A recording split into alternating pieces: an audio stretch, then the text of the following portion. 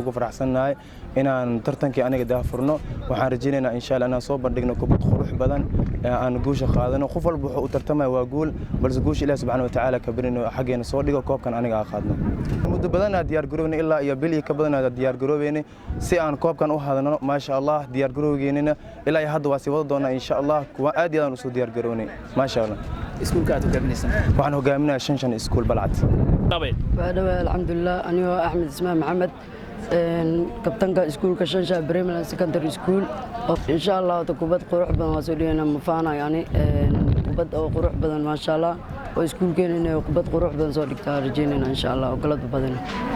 anigu magacayga Axmed Ali Bulqo waan ku faraxsanahay maanta degmada Balcad aniga ka bilaabayo tartanka iskuulada muddo badan ayaan raadinay waan ku faraxsanahay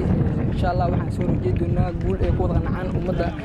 degmada Balcad ay fiirsanayaan waxaan rajaynayaa insha Allah inay naga wada taageero guul rajayno insha Allah muddo oo bil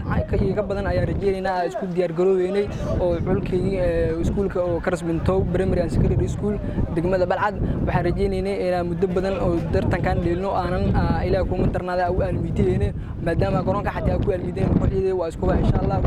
waxay soo bandhigi doonaa kubad lagu farxo oo lagu farxo insha Allah biyonka waa rajaynaa 2024 qaadi lahay degmada Balcad koob ku lixi lahay Facebook channel insha Allah waa rajaynaa ilaahay wax badan aan suuqino markii ugu horeysana imaana garoonka weyn ee Balcad maadaama ma horena aan u imaanin laakiin markii ugu horeysa imaana Balcad inaan ku ciyaartaan inaan ku ciyaar zaid ugu faraxsan koobkan aan ka xageyn insha Allah